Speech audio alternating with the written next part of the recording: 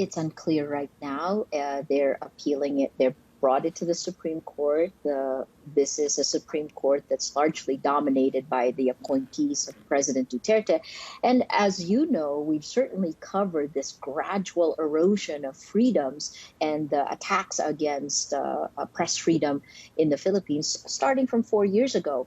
This is something President Duterte, the particular attack on ABS-CBN, President Duterte said he would not renew the franchise. That's exactly what's happened. And now you have a small administrative body that's essentially taken away the franchise. So it is a death knell of press freedom.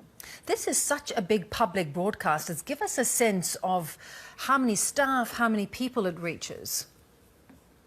Beverly, this is a network that has about 11 million employees. When I was heading the news group, it had a market cap of about 450 million US dollars.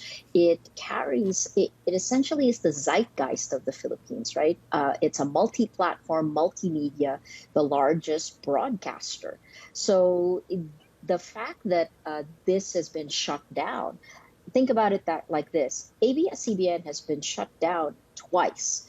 The first time was in 1972 when martial law was declared, and it was followed by 21 years of a dictatorship.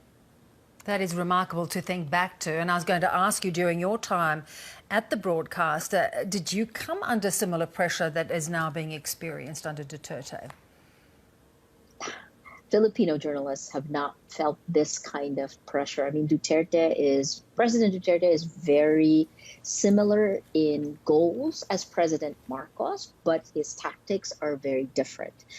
He uses a kind of legalese arrow, right? He twists the law, and the man who normally pushes it forward is the Office of the Solicitor General. The tactics used against ABS-CBN are very similar to what's been done to Rappler, right? Small regulatory body, you have legal cases, there is a veneer of legality, and yet in the end, it is a blow to press freedom.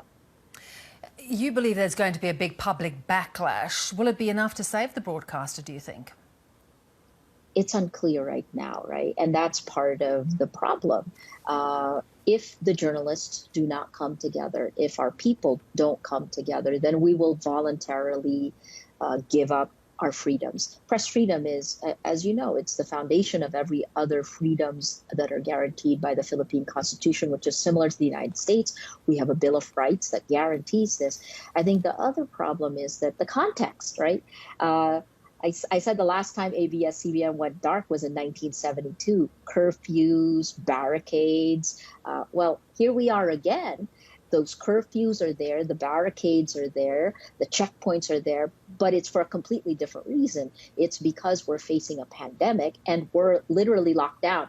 Beverly, this is near the end of week 8 of a lockdown in Manila. So it's very difficult for people to come together. And that would be what would have happened normally. This is a network that's called the Star Network, right? And the artists and the stars would be out on the streets.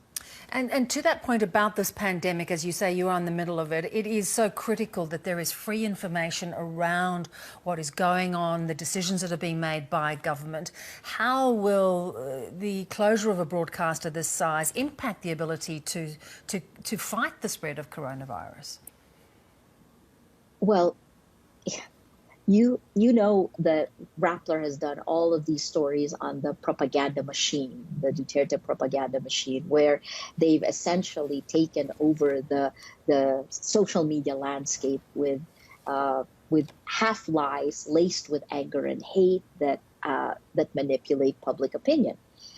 In the time of the coronavirus, this disinformation has actually gone down. Right? Because so many more Filipinos are at home on social media calling it out.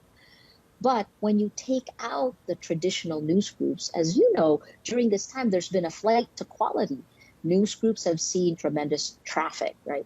You take down the largest, you even the playing field again towards social media.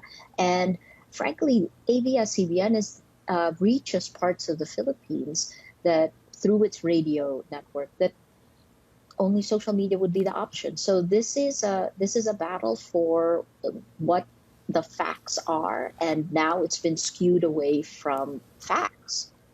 Such a distressing time at, as you say, this point in the pandemic. Maria, as always, we know you continue to battle the same issues at Rappler. Thanks so much for joining us.